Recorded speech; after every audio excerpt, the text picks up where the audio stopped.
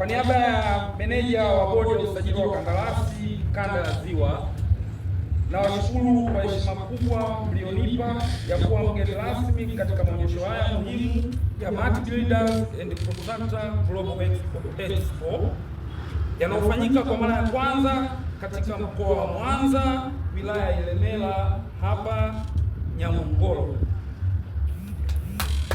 Napenda kutoa shukrani za dhati kwa waandaaji wa maonyesho haya kwa kazi kubwa ya kuwaleta pamoja wadau wa sekta ya ujenzi, wachimbaji wa madini, wasambazaji wa vifaa na wajasiriamali kutoka ndani na nje ya Tanzania. Nimependezwa na kauli mbiu ya maonyesho haya, mwendelezo wa teknolojia katika ukandarasi, uhandisi na uchimbaji madini kwa kutumia mitambo ya kisasa kwa maendeleo ya taifa.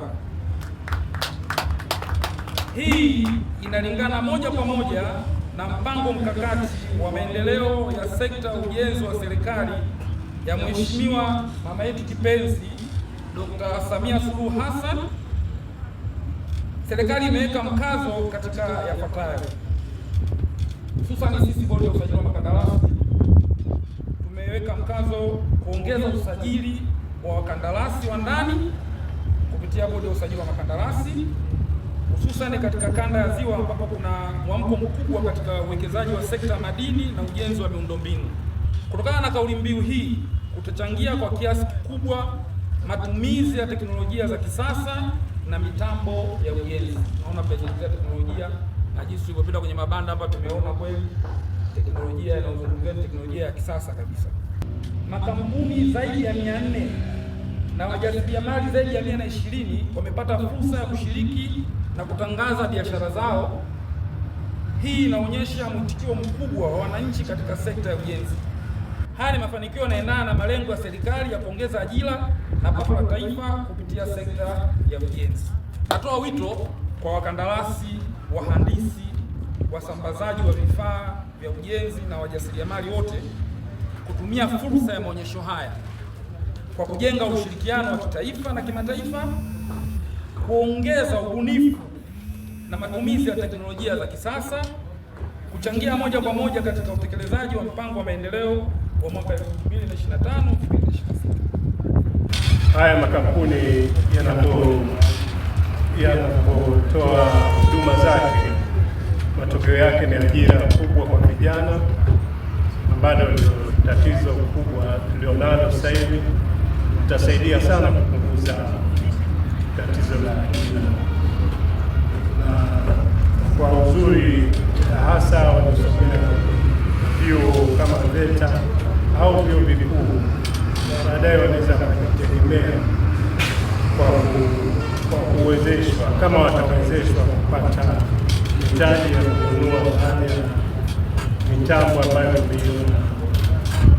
Malengo makuu ya maonyesho haya ni kuleta dhima kuu ya mwendelezo katika sekta ya ujenzi, uchimbaji madini, pamoja na kuunganisha sekta zingine kama inclusion kwenye agricultural sector, pamoja na sekta zingine kama utalii. Kwa mfano hawa wa China kutoka China, na mara nyingi vita tunakuwa na Zimbabwe, South Africa na nchi mbalimbali, wakija pia wanatembelea fursa mbalimbali. Mtu akija kutalii basi atarudi kuwekeza. Kwa hiyo tuombe sana ofisi yako tuweze kuungana kwa pamoja, mimi CRB Contractors Registration Board au bodi ya usajili wa wahandisi Tanzania chini ya serikali, tuweze kufanya kitu cha muunganiko kwa pamoja, tofauti na maonyesho ya Mart Builders na maonyesho yenu, lakini tuunge nguvu, tufanye kitu kikubwa kwa ajili ya kuendeleza wahandisi wadogo, young engineers inclusion, lakini kwa kushirikiana na VETA pia. Tuombe pia onyesho letu leo Aprili pale Geita Samia Suluhu Hassan Ground, tuweze kukupa siku ya ugeni, siku ya contractors, na vile vile tutaapisha maengineer zaidi ya 500 kama tunavyofanya kila mwaka, engineers wa TEMESA, TANROADS na wengine, pamoja na maengineer wa migodi. Kwa hiyo mwitikio ni mkubwa na wameshaanza kufanya applications, na kama unavyojua ERB na CRB ni familia moja. Tunatoa shukrani kwa sababu tumekuwa nao tangu mmeanza. Tumefika jiji la Mwanza kama mjasiriamali au wajasiriamali. Maana yake tumekuja kujiongezea masoko, tumekuja kujifunza na mengineyo mengi. Tutakapokwenda Geita hatutokuwa wageni tena, tayari tumeshakuwa wazoefu. Basi kwa niaba ya taasisi za serikali, sisi kama chuo cha VETA tunatoa shukrani kubwa sana kwa hao walioandaa haya maonyesho. Kwa kweli sisi kwetu ni fursa kubwa, na pia tumesikia haya maonyesho yanaendelea sehemu mbalimbali. Basi tunaomba kwa nafasi hii na sisi tuendelee kualikwa kuendelea kutangaza shughuli au za mafunzo zinazofanyika pale chuoni kwetu.